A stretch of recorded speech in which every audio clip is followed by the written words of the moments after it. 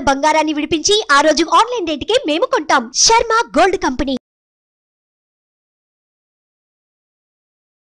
నమస్తే, welcome to Suman TV. నేను మీ యామ్ని. ప్రస్తుతం మనతో ఉన్నారు ప్రముఖ ఆధ్యాత్మికవేత్త, ప్రముఖ జ్యోతిష వాస్తు పండితులు సుభాష్ శర్మ గారు ఉన్నారు. వారితో మాట్లాడదాం. నమస్కారం గురుగారు. శ్రీమాత్రేనమ్మ.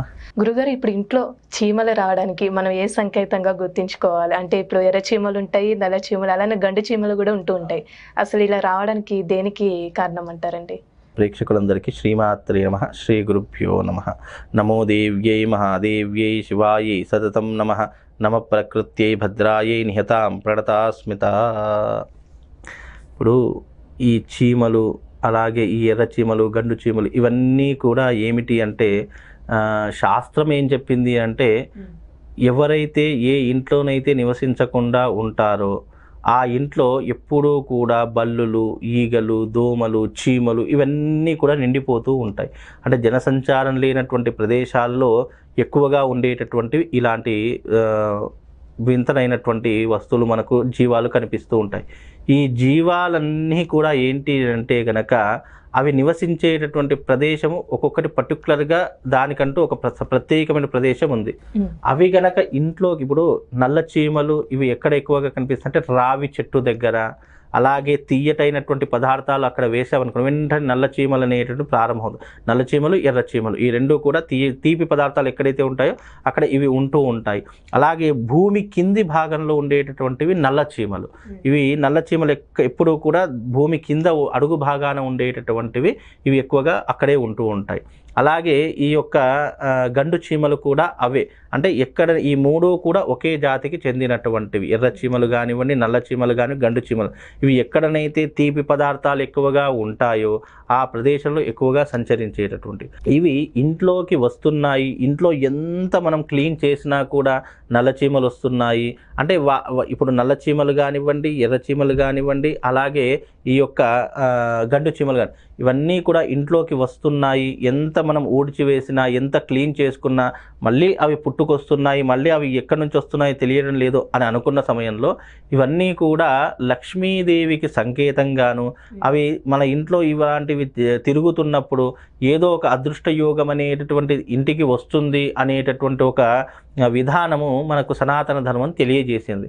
కానీ ఎందుకు అలా తెలియజేసిందంటే, పూర్వకాలంలో కొన్ని పక్షులు కానివ్వండి, కొన్ని జీవజాతులు కానివ్వండి, ఏదైనా అంటే దానికి ముందుగానే పసిగట్టేటటువంటి జ్ఞానము, శక్తి ఆ యొక్క జీవాలకు మాత్రమే ఉంది. ఇప్పుడు తుఫాన్లు కానివ్వండి, లేదు అంటే భూకంపాలు కానివ్వండి, ఈ సునామీలు కానీ, మొట్టమొదటిగా తెలిసేటటువంటి జాతులు ఏవైనా ఉంటే పక్షి జాతులకు తెలుస్తాయి.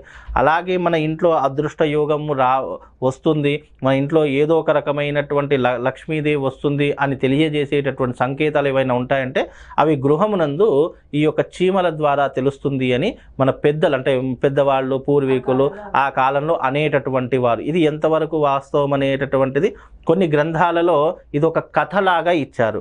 కొన్ని గ్రంథాలలో ఏంటి అంటే ఇది తెలుసుకోవడానికి సనాతన ధర్మము ఈ రకంగా ఉంటుంది, ఈ యొక్క క్రిమి కీటకాల ద్వారా, ఈ యొక్క జీవాల ద్వారా ఇంటికి ఏ రకమైనటువంటి సంకేతాలు వస్తాయి అనేటటువంటి కొన్ని గ్రంథాల రూపకంగా చెప్పారు. ఇప్పుడు ఇంట్లోకి బల్లులు తిరుగుతున్నాయి, అధికంగా బల్లులు వస్తున్నాయి అంటే అది కూడా ఒక లక్ష్మీదేవికి చిహ్నంగా కూడా చెప్పడం జరిగింది. కానీ కొంతమంది ఏమంటారు అంటే ఇంట్లో ఈ బల్లులు రావడం సంకేతాన్ని అశుభంగా చూస్తూ ఉంటారు. అశుభము అనేటటువంటిది ఏదీ కూడా లేదు, అన్నీ శుభాలే. అశుభం మన మైండ్లోనే ఉంటుంది, మన మైండ్లోనే రన్ అవుతుంది. ఏదో ఇప్పుడు పిల్లి అడ్డొచ్చిందని అశుభము అని అంటుంటాం, అది వాస్తవం. ఎందుకంటే మార్జాలం అనేటటువంటిది ఎప్పటికీ కూడా శుభానికి వెళ్ళేటప్పుడు అడ్డు రాకూడదు. అలాగే ఇంట్లో గబ్బిలం వచ్చింది అని అంటే కూడా అది అపమృత్యు దోషానికి సంకేతము అని చెప్పడం జరిగింది. అలాగే ఇలాంటి జీవజాతులకు ఏ రకమైనటువంటి విధానాన్ని పెట్టారో మీరు అన్నట్టుగా చీమలకు కూడా అదే రకమైనటువంటి విధానాన్ని పెట్టడం జరిగింది. అంటే ఈ నల్ల చీమలు కానివ్వండి, ఎర్ర చీమలు కానివ్వండి, గండు చీమలు కానీ ఇవి ఇంట్లో సంచరిస్తున్నాయి అంటే అది అదృష్ట యోగము.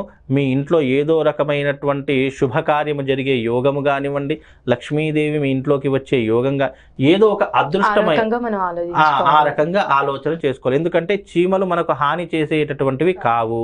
ఒకవేళ మనకు హాని చేసేటటువంటివి ఏమిటి అని అంటే కనుక గబ్బిలాలు, అలాగే బల్లులు, ఇవి ఎందుకంటే కొన్ని మనము అనుకోకుండా వంట పదార్థాల్లో పడినా కానీ విషంగా మారిపోవడం, ఇవన్నీ కూడా కొన్ని ఆలోచించదగిన కలిగినటువంటి విషయాలు. కానీ చీమలకు అలా కాదు. చీమలు వస్తున్నాయి అని అంటే కనుక అది ఏదో శుభాన్ని సూచించడానికి, మనకు ఏదో రకమైనటువంటి అదృష్టాన్ని కలిగించడానికి ఇంట్లో సంచరిస్తూ ఉంటాయి.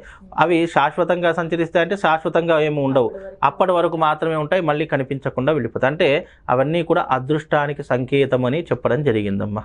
చాలా చక్కగా తెలియజేశారు గురుగారు, ధన్యవాదాలండి. శ్రీమాత.